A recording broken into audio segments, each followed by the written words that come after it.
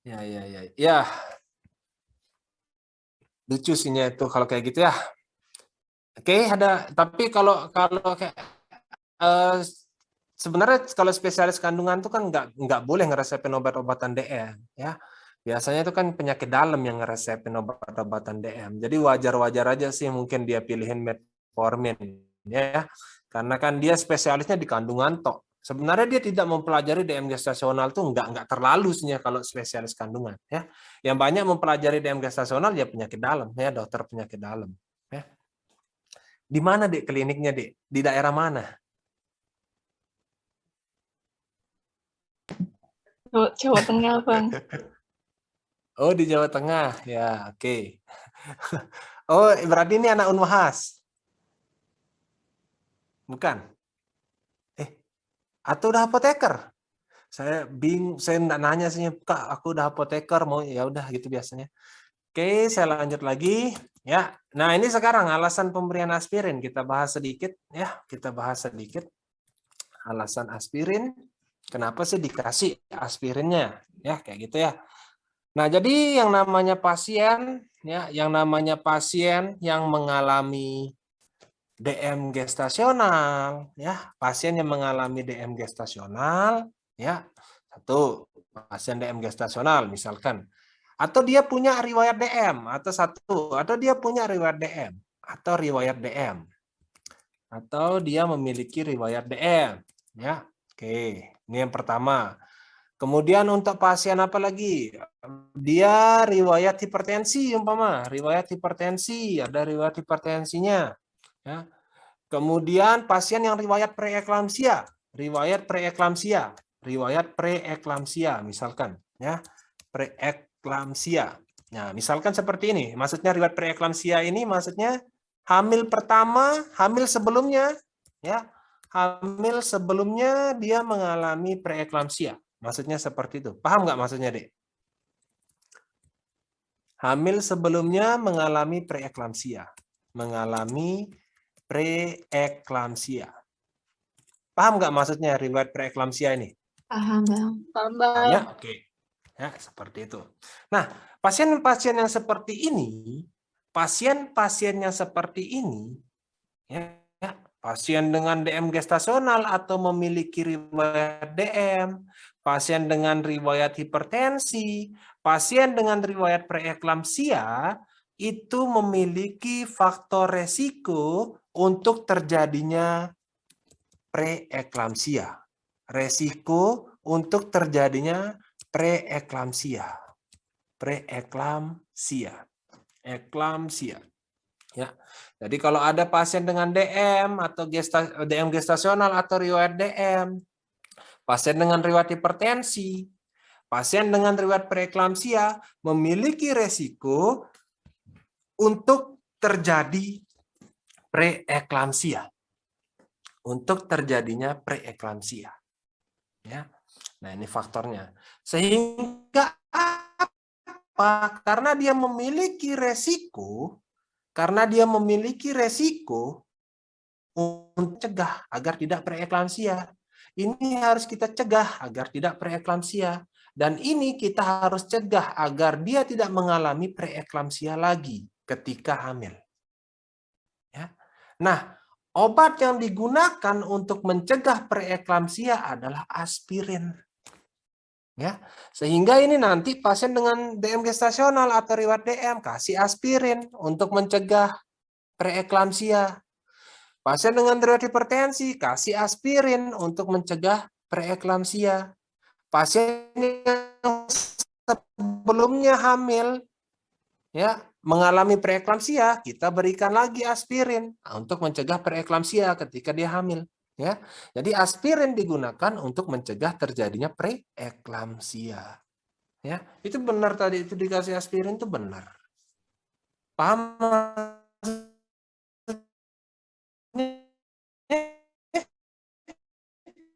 Paham, Bang. Tujuannya adalah mencegah preeklamsia, ya, mencegah preeklamsia, eklamsia, ya. Jadi pasien-pasien yang seperti ini nanti kita pakai aspirin, ya. Kak, apalagi yang bisa? ya. Nah, untuk mencegah preeklamsia ini kita juga bisa pakai kalsium, Dek. Ya, kalsium, ya.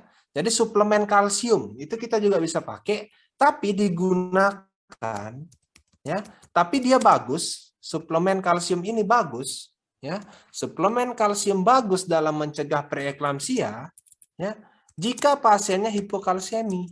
Jika pasien dengan hipokalsemi, bagus pakai itu, ya.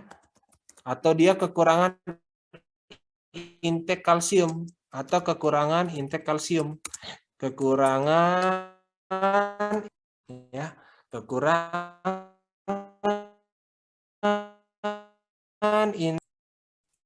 intake kalsium. Oke. Ya, seperti itu. Jadi nanti ini kita berikan aspirin mencegah preeklamsia. Nanti aspirin ini gini model pakainya, Dik. Aspirin ini, ya, aspirin dimulai akhir trimester 1, aspirin ini dimulai akhir trimester 1, akhir trimester 1 kita kasih aspirin, ya, sampai hamil, ya, sampai delivery, ya, sampai melahirkan, sampai melahirkan, bukan hamil, sampai melahirkan, ya, kita kasih. Ya. Terus kemudian dosisnya kita berikan, ya, dosisnya kita berikan, tunggu dulu ntar kenapa nih? Oke. Dosisnya kita berikan antara, ya, kalau teman-teman melihat, kalau teman-teman baca kalau ada itu merekomendasikan kalau nggak salah sekitar 81 sampai 150. Ya, ini kalau American Diabetes Association, ya. 81 sampai 150. Ini kalau American Diabetes Association, ya. Tapi kalau AKOK yang khusus pregnancy, saya lupa dosis rekomendasinya, ya. Coba kita lihat bareng-bareng, ya. Kita lihat bareng-bareng dosis rekomendasinya. AKOK. Bentar. Saya harusnya punya AKOK. AKOK. Oke, ada. AKOK-nya ada. Ya. Oke, ini namanya AKOK, ya.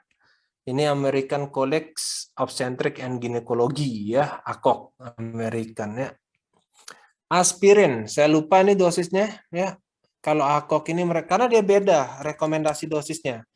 Aspirin. Oh ya, kalau di sini dia pakai low dose aspirin to prevent preeclampsia, mencegah. Dosisnya berapa di sini? Kelihatan nggak? Kelihatan nggak AKOK-nya? 80 sampai 80. Berapa dosisnya nih? 60 sampai 80, ya. Tapi kalau ada American Diabetes Association itu 81 sampai 150, ya. Ini yang ada, kita lihat paling bawah sini mestinya kalau preeklamsia, ya. Sorry, ini postpartum. Ntar, mana dia? Aspirin, harusnya ada sih. Saya ketik langsung aspirin. Nah, ini preeklamsia aspirin. Oh ini, sorry. Dosisnya 60 sampai 150, maaf deh. Ya. Maaf, dosisnya usual dos 61, sorry. Berarti dosisnya 60 sampai 150. Dosis biasanya 81 katanya seperti itu, ya. Yang dimulai pada akhir trimester 1, sorry. Tapi biasanya dikasih yang dosis yang aspirin yang 80 atau enggak yang 100 biasanya dikasih. Ya. Itu pasiennya dapat yang berapa miligram di aspirinnya? 80 sih biasanya, ya. Kalau di klinik-klinik 80 enggak 100 biasanya dikasih. Ya, itu enggak masalah. Ada lagi yang ingin bertanya sampai sini? Ini AKOK tadi 60 sampai 80. Ya. Nah, tapi nanti apa namanya? Kalau teman-teman UKI-an nanti kayak gini, Dek. Kalau UKI-an tuh kayak gini, ya. Ini kalau UKI-an, Dek. Ya, kalau UKI-an aspirin itu KI untuk ibu hamil. Aspirin KI untuk ibu hamil, karena dapat menyebabkan Rey syndrome. Ini UKI-an, Dek. Rey syndrome. Ya. Jadi aspirin itu kontraindikasi untuk ibu hamil karena dapat menyebabkan Rey syndrome. Ini benar, ya. Ini benar kalau dosisnya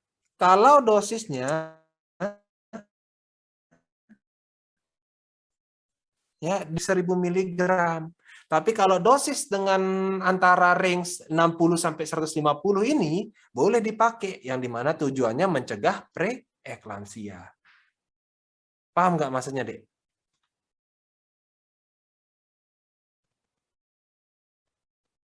Bisa dipahamin? Paham, Bang. Bisa, Bang. Ya, sampai sini ada yang ingin bertanya? Sebelum saya akhiri, besok kita DM tipe 2 ya. Capean kalian kalau banyak-banyak. Dosis Hah? Iya, gimana? ibu hamil tadi berapa, Bang? Dosis apanya, Dek? Buat aspirin tadi agar tidak. Ini yang paling bawah. Ini mencegah ya, untuk mencegah. Ya, untuk mencegah preeklamsia. Misalnya gini, Dek, ibu hamil, nggak ada riwayat DM, nggak ada riwayat hipertensi, nggak ada riwayat apa lagi, nggak ada riwayat preeklamsia. Perlu nggak aspirin? Tidak. Nggak perlu ya. Jadi diberikan kalau dia memiliki faktor resiko saja. Kalau nggak ada faktor resiko jangan dikasih.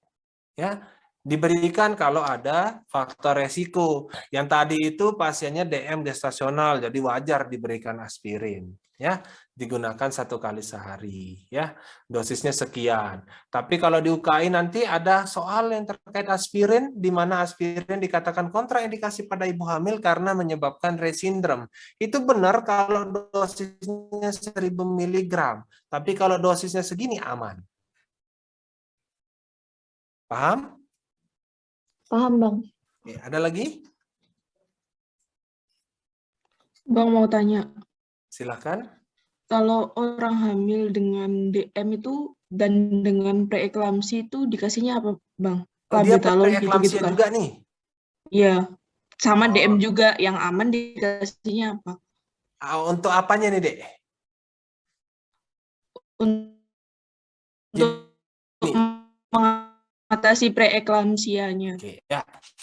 Dulu preeklamsia ya, saya bahas dulu ya. Preeklamsia ya, ini sedikit aja sih kalau preeklamsia. Oke, sekalian aja ya. Jadi preeklamsia ini akan kita bagi menjadi 2 ya. Jadi ini untuk menjawab pertanyaannya siapa tadi tuh? Brilian ya? Bukan? Iya, Benar Bang. nggak? Nah, ya. Ya, preeklamsia ini akan kita bagi menjadi 2 ya. Ada yang kita sebut dengan nama PER ya, yaitu preeklamsia ringan ya. PER, preeklamsia ringan, saya singkat ya, preeklamsia ringan ya. Kemudian ada yang kita sebut dengan PEB, preeklamsia berat ya. Ada PER dan ada PEB ya. Ada yang berat dan ada yang ringan. Oke, sampai situ. Bisa dipahamin nih? Bedanya apa? Bedanya terkait data klinik atau data laboratoriumnya. Kalau yang PER ini biasanya pasien dengan preeklamsia tekanan darahnya relatif tinggi, pasti tinggi ya seperti itu. Tapi kalau dengan preeklamsia ringan biasanya tekanan darahnya lebih dari 140/90. Oke, lebih pasti. Hipertensi dia ya. Kemudian ada proteinuria, ada protein di dalam urin, ada terdapat protein di dalam urin tapi di bawah 300 ya, tapi di bawah 300 jumlahnya ya, seperti itu. Nah, namun kalau preeklamsia berat ya, tekanan darahnya lebih dari 160/100 ya. Kemudian proteinuria ya, proteinurianya di sini dia itu lebih dari 300 atau bahkan dia bisa sampai 5.000 ya, seperti itu. Kemudian karena dia mengalami proteinuria yang sangat tinggi maka terjadi edema paru ya. Kemudian dia juga bisa mengalami yang kita sebut dengan nama HELLP syndrome ya. Nah, jadi HELLP syndrome ini ditandai dengan peningkatan ya, dengan peningkatan SGOT dan SGPT. SGOT dan SGPT serta dia mengalami trombositopenia. Jadi trombositnya turun. Ya, trombositopenia. Ya, trombositnya turun. Ya. Itu tanda dari HELLP syndrome. Ya. Nah, jadi ini yang membedakan antara preeklamsia ringan dan preeklamsia berat seperti itu. Oke. Nah, terapinya seperti apa? Nah, terapinya seperti apa pada pasien yang mengalami preeklamsia ringan? Kalau teman-teman membaca, kalau teman-teman membaca, berarti apa yang masalahnya terjadi? Yang bermasalah adalah di sini tekanan darahnya naik, ya, tekanan darahnya naik, ya. Tapi kalau teman-teman melihat guideline itu pada preeklamsia ringan belum mau diberikan terapi, antihipertensi, ya, belum diberikan terapi. Ini kalau teman-teman melihat guideline, ya. Tapi Kak, saya kasih antihipertensi boleh ya? Boleh-boleh saja ya, kalau teman-teman takut seperti itu boleh. Ya, kebanyakan dikasihnya Dek karena takut dia nanti akan lebih tinggi tekanan darahnya. Ya. Nah, nanti kalau umpama dia preeklamsia berat, tekanan darahnya sekian, barulah dikasih terapi. Nah, terapi untuk menurunkan tekanan darah itu ada 3 yang dipreferkan. Yang dipreferkan untuk ibu hamil untuk menurunkan tekanan darah itu ada 3, ya. Ada labetalol yang ada di Indonesia, ya. Kemudian ada nifedipin, kemudian ada metildopa. Nah, ini yang dipreferkan, ya. Yang 3 ini yang dipreferkan. Untuk ibu hamil yang dipreferkan yang 3 ini. Ya, jika terjadi ada edema paru, kalau ada edema paru, maka saya berikan nanti furosemid. Masuk furosemidnya. Ya, nanti saya kasih furosemid. Ya, oke, ini masuk furosemidnya. Ya, nah kemudian, ya, kemudian kalau ada HELLP syndrome, jika ada HELLP syndrome, oh ternyata SGPT-nya naik. Kemudian terjadi trombositopenia, maka kita akan memberikan dexamethasone, ya. Dexamethasone. Kasih dexamethasone kalau ada HELLP syndrome. Paham nggak maksudnya di sini? Kalau nggak ada berarti kasih nggak? Enggak, ya. Kalau tidak ada ya tidak dikasih seperti itu. Nah, kemudian ya biasanya pada kasus PEB kita berikan magnesium sulfat, MgSO4 kita kasih. Ya. MgSO4 ini tujuannya adalah mencegah kejang. Ya. Mencegah kejang. Jadi preeklamsia berat ini diberikan magnesium sulfat untuk mencegah kejang. Tapi kalau udah kejang namanya bukan preeklamsia lagi, berarti kita namanya eklamsia. Ya, kalau preeklamsia itu belum kejang, kalau eklamsia itu udah kejang, itu bedanya. Nanti kalau eklamsia ini dikasih juga magnesium sulfat. Magnesium sulfat kita kasih. Tujuannya apa? Tujuannya mengatasi kejang, ya. Jadi magnesium sulfat pada kasus PEB fungsinya adalah mencegah kejang, tapi pada kasus eklamsia fungsinya adalah mengatasi kejang. Itu perbedaannya, ya. Kapan dia digunakan untuk mencegah dan kapan dia digunakan untuk mengatasi, ya. Nah, nanti pada pasien yang diberikan magnesium sulfat harus teman-teman juga sediakan, ya, sediakan antidotumnya, harus wajib sediakan antidotum, ya. Antidotumnya. Jadi walaupun dokter tidak ngeresepin, farmasi udah sediakan antidotumnya. Antidotumnya adalah CA glukonas, ya. Karena magnesium sulfat ini sering menyebabkan toksisitas. Makanya nggak boleh kita kasih kalau nggak ada CA glukonas, ya.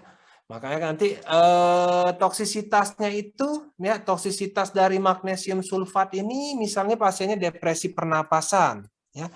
Yang paling sering muncul itu depresi pernapasan. 1, depresi pernapasan.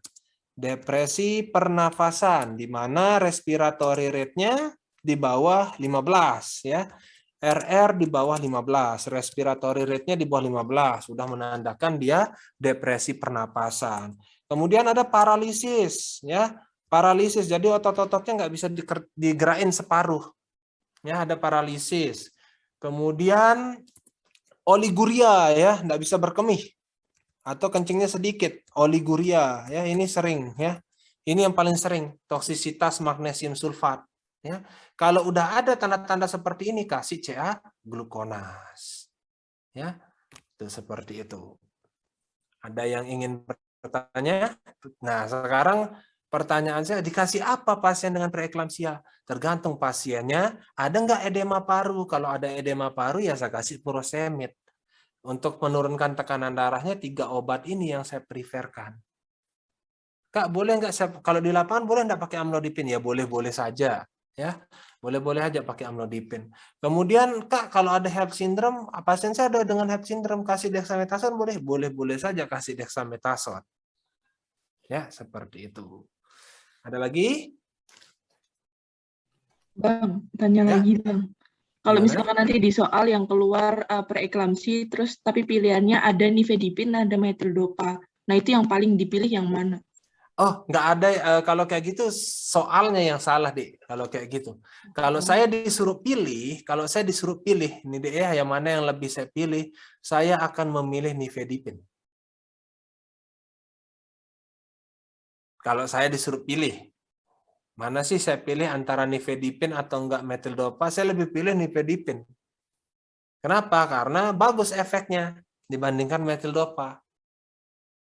Ya, seperti itu.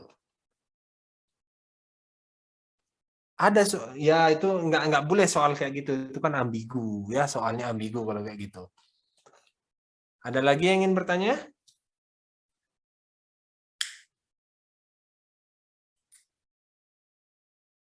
Ada lagi yang mau bertanya sebelum saya akhiri? Izin bertanya Bang. Silakan. Untuk nifedipinnya Bang, ini baiknya dikonsumsi, diminum waktu sudah melahirkan atau waktu masih masa hamil? Soalnya Oh, masa hamil, ini preeklamsia ini kan masih hamil. Jadi diminumnya masa hamil itu dipakai. oh, baik, Bang. Nifedipin. Ya, masa hamil diminum. Ya, nanti itu ada yang sediaan oros. Oros itu 1x1, kalau yang nifedipin biasa itu 3x1. Ya, 3x1. Tapi biasanya 1x1. Yang oros sih biasanya karena itu di cover BPJS juga. Karena dia apa istilahnya itu sustain release ya, yang oros tuh. 1x1. Kalau yang tablet biasa yang bukan sediaan oros ya, itu 3x1. Ya. Ada lagi?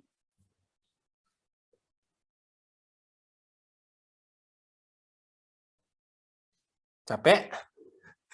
Capek nanya. Oke, baik. Jika tidak ada, besok kita lanjut lagi jam 7 deh ya. Nanti linknya saya kasih lagi sore hari ya. Nggak ada yang nanya lagi nih, beneran? Besok jam 7 bisa kan ya? Bisa Bang. Oke, ya, Bisa, baik. Bang. Ya, bagaimana kesannya hari pertama? Mantap, Bang. Apa Luar biasa. keluhannya? Lebih detail dari les yang dulu Bang. Ya, ini wanti-wanti nih. Apa kesannya lagi? Ini Bang. yang baru kalau ini sama Briliani dulu waktu mau masuk apoteker ya, ikut ya. Iya, Iya. tembus. Ini yang tembus. yang baru-baru apa kesannya? Yang baru ikut. Alhamdulillah Bang bisa ngikutin. Ada Mantap, kekurangan mungkin saya harus Mantap. Alhamdulillah. apa kurangnya gitu. Biar enak besok biar enak.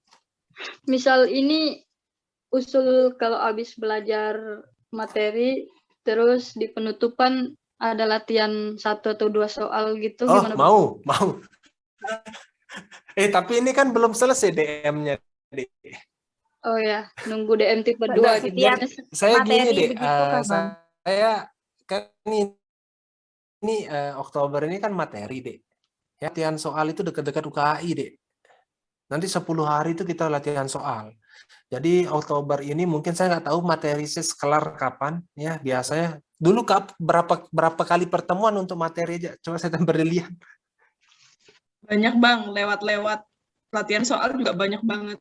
Ya, jadi gitu deh. Saya nggak bisa estimasi. Makanya kalau ada yang nanya Kak berapa kali pertemuan, saya nggak bisa jawab. Karena apa? Ya kayak gini deh. Ya, begitu saya capek ya saya mau stop.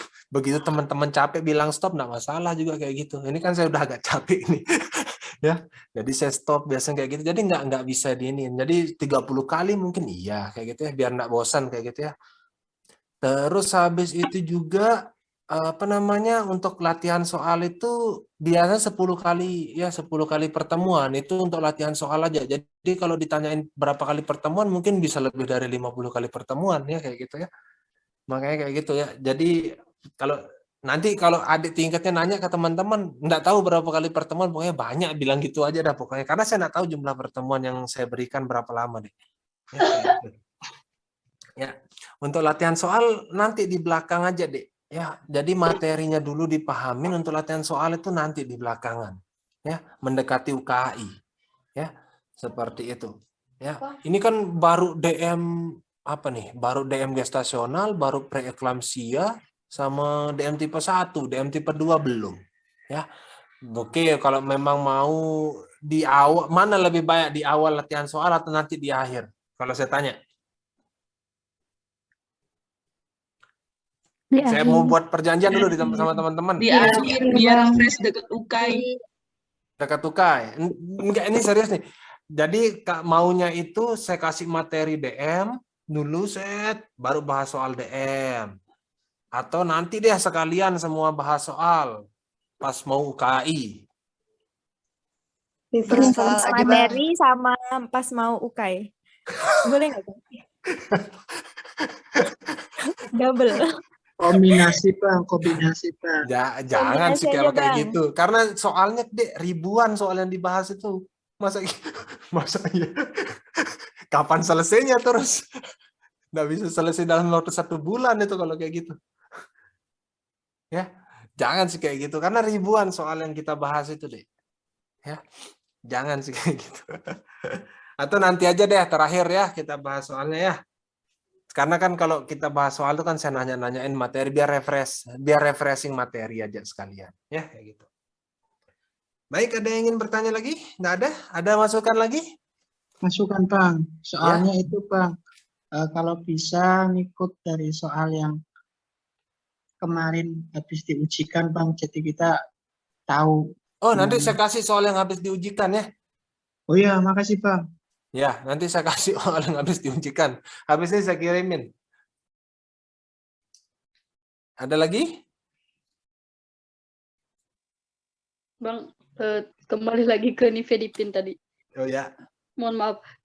Nifedipin itu kan untuk PEB, kasusnya dia ini kan off label ya Bang? Off labelnya tokolitik. Menurunkan kontraksi uterus.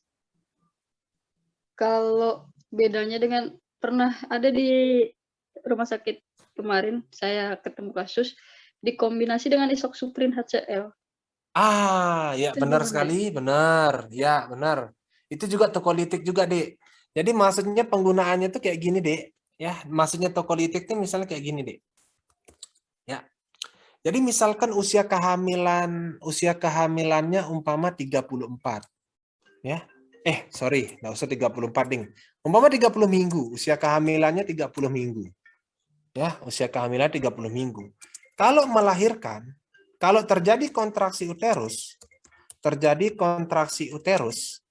kemudian dia melahirkan, berarti anaknya lahir meninggal. Prematur. Ya, lahir prematur. Ya, lahir prematur. Ya. Nah, disinilah peran dari nifedipin. Kalau memang ada kontraksi uterus yang meningkat, nifedipin berperan menurunkan kontraksi uterus. Menurunkan kontraksi uterus, ya. Menurunkan kontraksi uterus, ya. Karena dia menurunkan kontraksi uterus, sehingga dia dapat mencegah kelahiran prematur. Kelahiran prematur.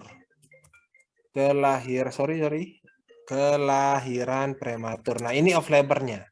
Cegah kelahiran prematur. Bentar, Dik.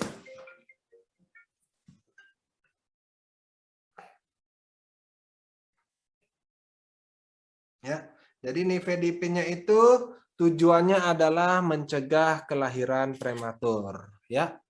Seperti itu. Itu off labelnya dia, off label use-nya, ya. Seperti itu. Ada lagi, berapa usia kehamilannya kemarin, Dek, pasiennya? 28 minggu, Bang. Oh, wah, pantas ya. Pantas dikasih nifedipin, wajar ya. Cegah lahir prematur ya, seperti itu. Ada lagi? Tapi kemarin ditanyakan sama apoteker yang visit, coba cari jurnal yang mengatakan kalau itu boleh dikombinasi dengan lisoksuplin, tapi saya nggak menemukan. Belum menemukan. Boleh-boleh aja kok, Dek. Jangan melihat memang kalau umpama mau ditanyain terkait kombinasi ya nggak ada mungkin yang membahas, tapi kalau terkait penggunaan ya nggak masalah ya, biar efeknya apa tuh, sinergis ya, sinergis jatuhnya kalau kayak gitu nggak masalah ya, seperti itu ya, karena dia bersifat tokolitik ya, dua-dua obat itu bersifat tokolitik. Ada lagi? Ini Unwahas atau UMM ini? Unwahas tadi. Oh, Unwahas. UMM enggak ke rumah sakit ya? Rumah sakit, Bang. Rumah sakit mana?